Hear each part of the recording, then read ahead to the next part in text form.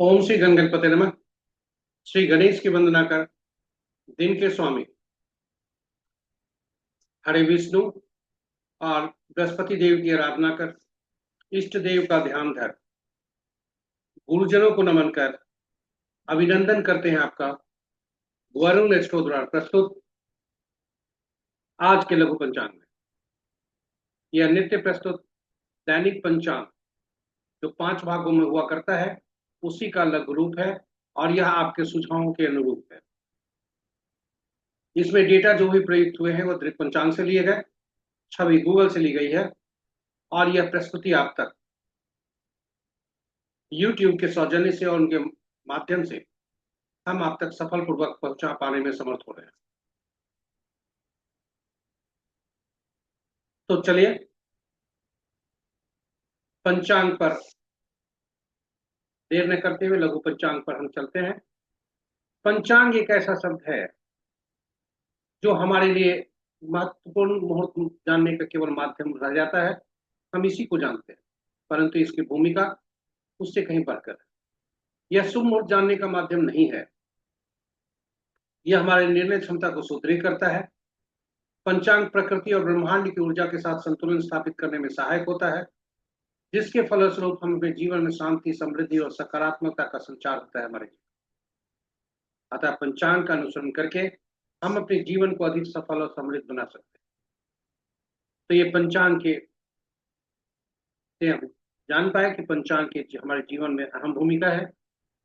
यह केवल शुभ मुहूर्त और अशुभ मुहूर्त जानने का ही माध्यम नहीं है, यही सीमा यही नहीं समाप्त होती इसकी। यह हमारी निर्णय क्षमता को सुदृढ़ करता है, मजबूत करता है, आत्मबल को बढ़ाता है। यह प्रकृति और ब्रह्मांड की ऊर्जा के साथ संतुलन स्थापित करने में सहायक होता है और जिसके फलस्वरूप हम सबके जीवन में शांति, समृद्धि और सकारात्मकता का संचार होता है।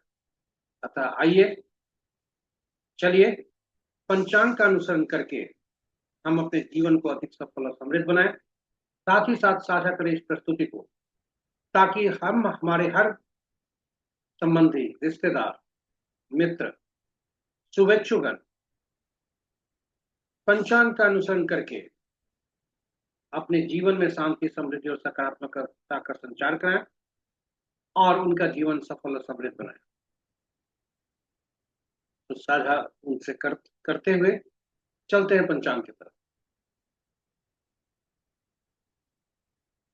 आज का तिथि 5 जून 2025, महाज्येष्ठ शुक्ल पक्ष, शाका संवत 1947 विश्वसु, विक्रम संवत 2082 कलायुग, कलयुग का 5126वां वर्ष। सूर्योदय 4:58 पर, सूर्यास्त 6:38 पर, sunrise at 4:58 AM, sunset at 6:38 PM। दिशा शोल दक्षिण। फिर भी उस दिशा में यात्रा करने को बाध्यता हुई तो दही का सेवन कर यात्रा में सुखता लाए। आज का वार गुरुवार।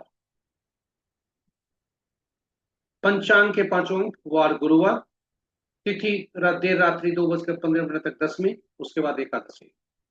नक्षत्र कल से ही हस्ता नक्षत्र में चंद्रमा है और आज भी सूर्योदय से सूर्यास्त तक, आज के सूर्योदय से कल के सूर्योदय तक चंद्रमा हस्ता नक्षत्र में ही रहेंगे और कुछ क्षण उसके बाद भी वे हस्ता नक्षत्र में होंगे।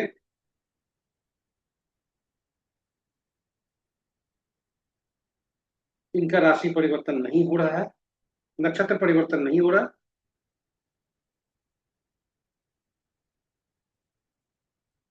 और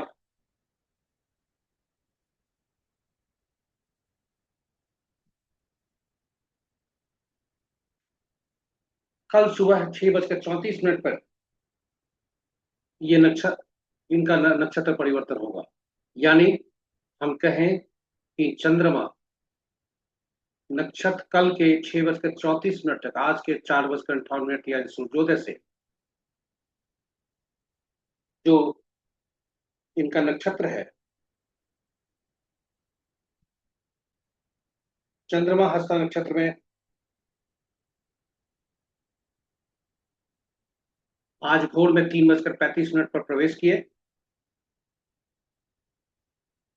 और कल सुबह 6:34 तक हस्ता नक्षत्र में ही रहे।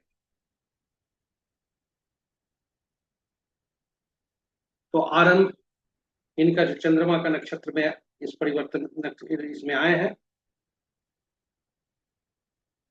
वह 3:35 में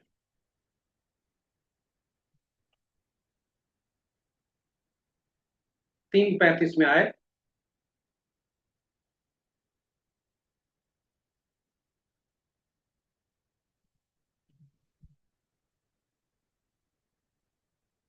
और 6:34 पर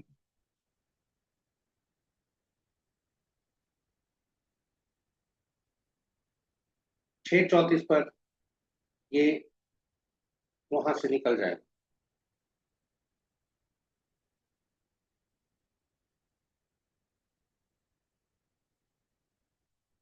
तो इस तरह से हम ये कह सकते हैं कि चंद्रमा आज 3:35 आज भोर में 3:35 से हस्ता नक्षत्र में है और 6:34 पर कल सुबह सूर्योदय के बाद वे हस्ता नक्षत्र तक रहेंगे। योग प्रातः 9:14 तक सिद्धि, उसके बाद व्यतिपात। करण अपराह्न 1:02 तक तैतिल, उसके बाद देर रात 2:15 तक कर। तो ये रहे पंचांग के पांचों महत्वपूर्ण मुहूर्त। अभिजीत दिन के 11:21 से 12:15 दिन तक। अमृतकाल देर रात्रि 11:49 से 1:37 तक। रवि जो प्रातः 4:58 से कल सूर्योदय तक या और उसके पश्चात भी। और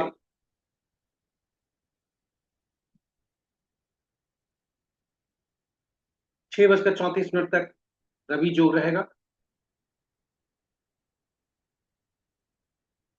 विजय मुहूर्त अपराह्न 2:05 से 2:59 तक। गोधूली बेला संध्या 6:37 से 6:58 तक। निशिता मुहूर्त देर रात्रि 11:27 से मध्य रात्रि 16:09 तक। रात्रि में किए जाने वाले पूजा पाठ जब तक साधना तंत्र मंत्र आदि के लिए निशिता मुहूर्त श्रेष्ठ हुआ करते हैं।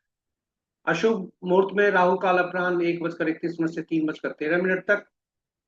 गुलिक काल प्रातः 8:23 से 10:06 तक। यमगंड प्रातः 4:58 से 6:41 तक। और वर्ज्य मुहूर्त अपराह्न 1:02 से 2:50 तक। तो ये रहे अशुभ मुहूर्त।